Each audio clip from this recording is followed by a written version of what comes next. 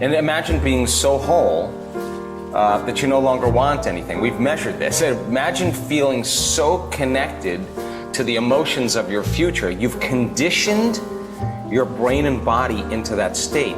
If you feel like your future has already happened, you wouldn't be separate from it.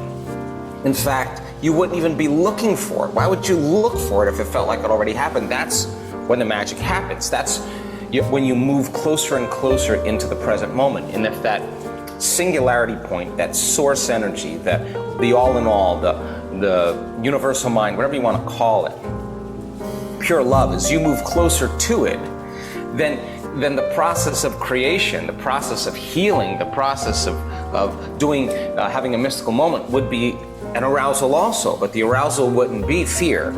The arousal wouldn't be pain. The arousal wouldn't be aggression or anger.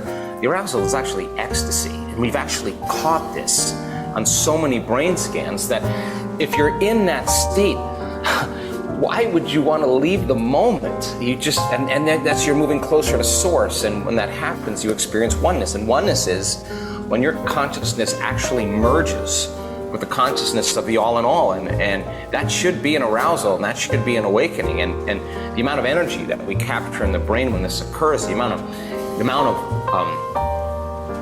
information being exchanged between the brain and the heart is way, way, way outside of normal. So getting to the sweet spot of the generous present moment takes quite a bit of awareness and energy, because most people wake up in the morning and their brain is a record of the past. They start thinking of their problems. Those problems are associated with the people that they know, the things that they have to do, places they have to go at certain times. And if you believe that your thoughts have something to do with your destiny, and if you're waking up in the morning and you're recalling your past, then you're thinking in the past. Those are memories that are etched in the brain.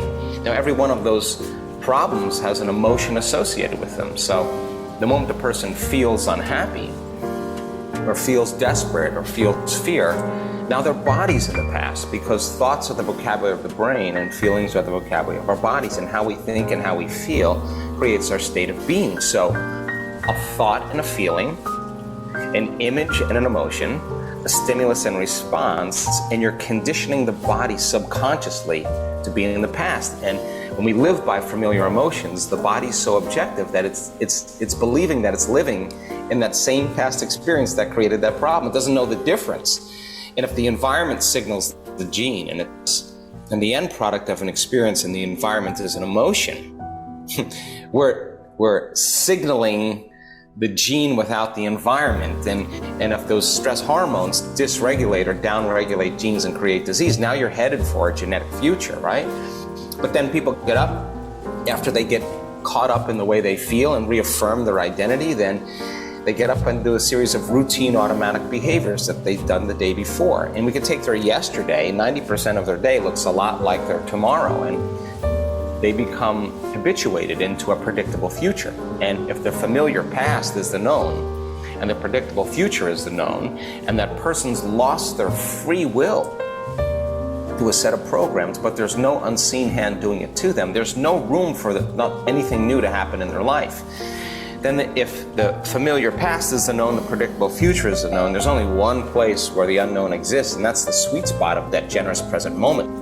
And people do meditations, Kelly, and they say, oh, I can't meditate. You know, they go, oh, my mind's all over the place. Oh, I gotta get up, I gotta check my emails, I got things to do, I got a baby, I got kids, I got a job.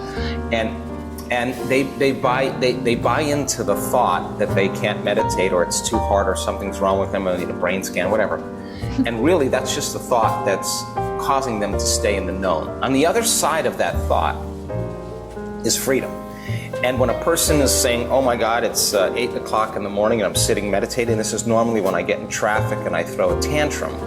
The body's used to that. Don't you think that at 8 o'clock in the morning, the body's going to be looking for that arousal, and if you're not getting it from your outer environment, it'll call up a memory so that you can feel that emotion. And if you catch yourself doing that, and you settle the body back down into the present moment, that's the moment you're telling the body it's no longer the mind, that you're the mind, and that's a victory. And there's a liberation of energy that happens. We're settling the body down from its animal nature. And then it says, I gotta get up, I gotta check my phone, I gotta do this, I gotta do that, I gotta go there, I gotta go there. And you catch yourself doing that, and you settle your body back into the present moment, now you're executing a will that's greater than the program, and that's a victory as well. And it turns out, if you just give people enough time to sit with themselves, we've done this in 30-week-long retreats, the person has to disentangle from the hardwired thoughts, from the habituated actions and the emotional conditioning that keeps them in the past. And you gotta, if you can pay attention to those thoughts, if you can notice how you're feeling and acting, you're no longer unconscious. Now you're conscious and you're outside the program. And it's the act of doing this that causes us to disentangle, and it takes energy and it takes constant awareness. And you could be a vegetarian, you could be young, you could be old, you could be gluten-free, you could be wealthy, you could be poor, you could be white, you could be black, you could be yellow, you could be anybody you want. You could be whoever you want.